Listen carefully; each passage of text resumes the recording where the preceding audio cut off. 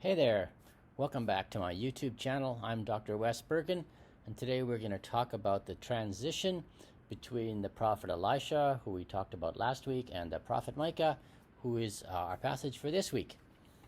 So Elisha, let's start there. So Elisha was a prophet in Israel, and he lived through the reign of numerous kings, roughly 850 BC.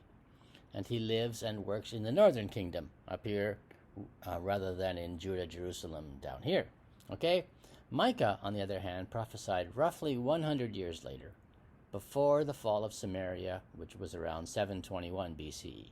So we're looking at 100 years, 130 years between Elisha and Micah. So what happened in those years? So what happened in those years is that during Elisha's time, the major threat to Israel came from the Arameans. The Arameans lived in what is today Syria, so a little bit further north of Israel, and they would come down and they would have this ongoing process of mostly just raiding Israel for its resources. Although there is one story in 2 Kings where the king of Syria, the king of the Arameans, and the king of Israel get together and they attack Jerusalem down here, right?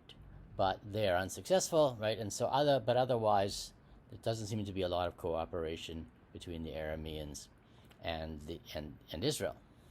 Now, so what happens as our story goes along is that there's a new enemy suddenly that comes into the picture, and they're the Assyrians, not the Syrians, but the Assyrians. And the Assyrians live in what is roughly today the area that the Kurds live in, right? So way up north there. That's their territory, and they are off conquering. And the Assyrians, right, come down.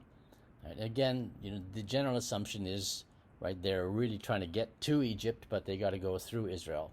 So they come down in a series of attacks, and they do manage to conquer first of all the Arameans, whose capital is Damascus. Right? So it gives you some sense of how old the city of Damascus is, right?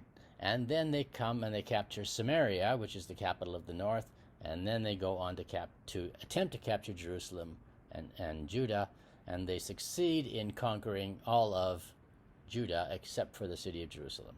Okay, so Micah, right, lives in that time, and he speaks to both nations equally. He talks about Samaria, what's going on there. He talks about Jerusalem because he sees both nations as having the same basic issues, which are justice and things that you're going to hear about this Sunday.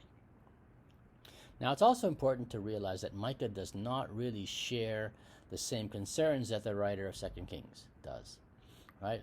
Because the writer of 2 Kings is mostly concerned with are the kings promoting worship only in Jerusalem, right? So the writer of 2 Kings is a Jerusalem-focused person. He thinks that everybody in Israel should worship only in Jerusalem, to worship anywhere else. Even if you worship God somewhere else, right, it has to be in Jerusalem, which is problematic for a lot of reasons. But in any case, that's what the writer of 2 Kings is concerned about.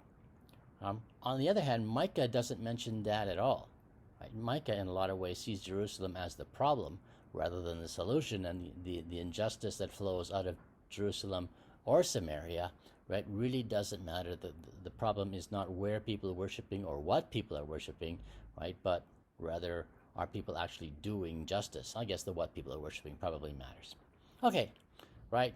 The other thing to know is that Micah is never actually mentioned in 2 Kings. Right, so the two stories in some ways don't overlap, even though they're taking place at the same time. It's also important to realize in this context that we've moved from Elisha, the prophet who's both a miracle worker and an advisor to the king, sort of a political, cultural force, to the prophet who is an inspired poet.